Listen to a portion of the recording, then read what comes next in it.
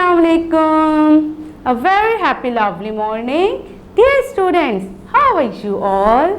भाई एक नई सुबह के साथ, नए दिन के साथ, न्यू चैप्टर के साथ मैं आई हूँ आप लोगों के पास। जी हाँ, आप लोगों को पढ़ाने के लिए।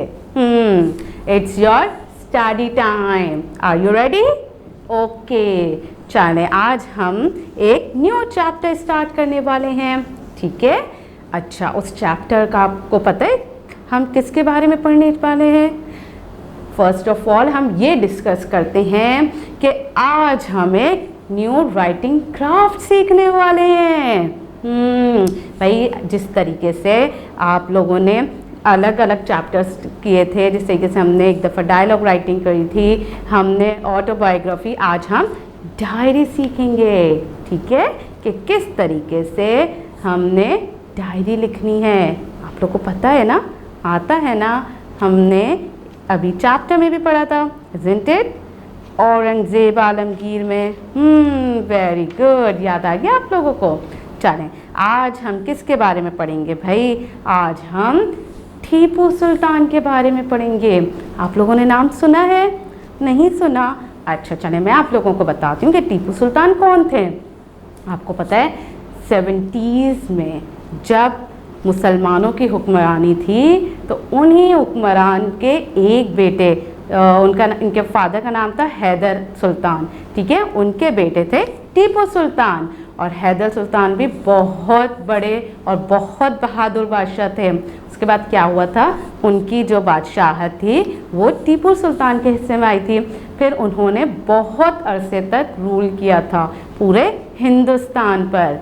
और आपको पता है उन्होंने बहुत जंगें लड़ी थी और बहुत सारे हिंदुस्तान के इलाके फतह किए थे, यानी कि बहुत सारे इलाकों में इस्लाम को फैलाया था। ठीक है, मुस्लिम आबादी बढ़ गई थी। इसी तरीके से एक उन्होंने शहर है जो बहुत ज़्यादा यानी कि आप ये कह सकते हैं कि जिस वहाँ का रिवेंज बहुत ज़्यादा आता था, रेवेन्यू बहुत ज़्यादा आता था। उस शहर का क्या नाम था हिंदुस्तान के? मैसूर। वहाँ पर वो एक ऐसा शहर था यानी कि वहाँ पर सारे रिच पीपल्स रहते थे। ठीक है, तो मगर वहाँ पर बहुत सारी दौलत जो थी वो इकट्ठा होती थी, तो वो फिर जो वहाँ के जो क्षत्रियास वगैरह होते थे वो अपने पास रख लेते थे। तो फिर क्या हुआ था कि टीपू सुल्तान जो थे वहाँ पर जब उनकी हुक्मरानी आई थी तो उन्होंने मैसूर शहर को फतह किया था, यानी वहाँ पर पूरा इस्लाम फैलाया था। इसीलिए उन्हें क्या कहा जाता है? शेर मैसूर कहा जाता है। क्या कहा जाता है? शेर मैसूर, यानी मैसूर का शेर। और उन्होंने बहुत अरसे तक हुक्मरानी की थी हिंदुस्तान में, पता है आप लोगों को। चलें आज हम उन्हीं के बारे में पढ़ेंगे कि भाई वो अपनी डायरी में क्या लिखते थे। ठीक है, चलें आज हम सबसे पहले क्या करेंगे, न्यू चैप्टर स्टार्ट करेंगे। What is the name of your chapter? Tipu Sultan.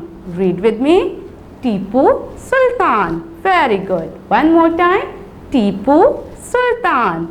Very nice. तो सबसे पहले हम क्या एक्टिविटी करते हैं? हम चैप्टर से कुछ न्यू वर्ड्स फाइंड आउट करते हैं, isn't it? तो आपने भी क्या करना है, न्यू वर्ड्स अभी हम डिस्कस करेंगे और फिर वो आपने अपनी कॉपी में नोट डाउन करना है। ठीक है, चलें सबसे पहला वर्ड हमारे पास कौन सा आ रहा है? कैसल। क्या है? कैसल। कैसल। Very good. आपको पता है कैसल क्या होता है? भाई पहले ज़माने में जो बादशाहों के बहुत बड़े बड़े से कैसल होते थे, बड़ी बड़ी इमारतें होती थी जो बहुत खूबसूरत बनाई जाती थी, isn't it? जब आप पिक्चर्स देखेंगे ना तब आपको पता चलेगा। अब यहाँ पर हमें क्या बताया जा रहा है? A large building block, a large building usually with high thick walls and towers that was built in the past to protect against attack. आपको पता है जो पहले के जो बादशाह वगैरह होते थे वो कैसल में रहते थे और उसकी बहुत ऊंची ऊंची और बड़ी बड़ी सी दीवारें होती थी ताकि अगर कोई हमला कर दे तो वो दीवारों की वजह से यानी कि बहुत ऊंची होती थी, तो वो इतनी आसानी से कोई भी डायरेक्ट कैसल के अंदर दाखिल नहीं हो सकता था। ठीक है, तो हम उसे क्या कहते हैं? कैसल। क्या कहते हैं? कैसल। बहुत बड़ी और ऊंची इमारत होती थी और बहुत मजबूत किले की तरह किला बना हुआ होता था, वहाँ पर ये बादशाह वगैरह रहते थे। ठीक है, अच्छा, now the next word is सोड। क्या है?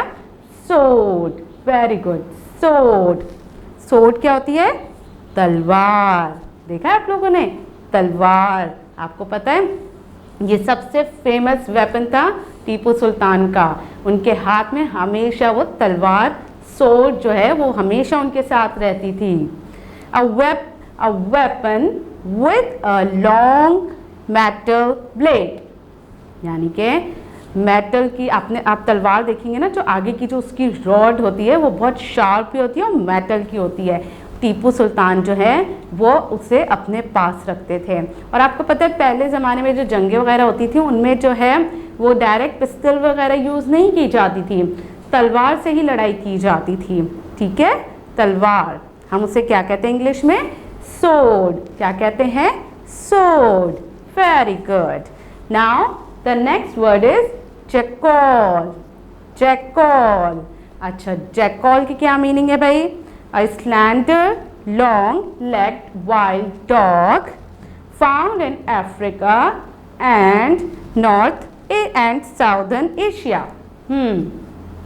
भाई जैसे आप कह सकते हैं बहुत बड़ा सा डॉग होता था, उसकी लंबी लंबी टांगे होती हैं, हम उसे क्या कहते हैं?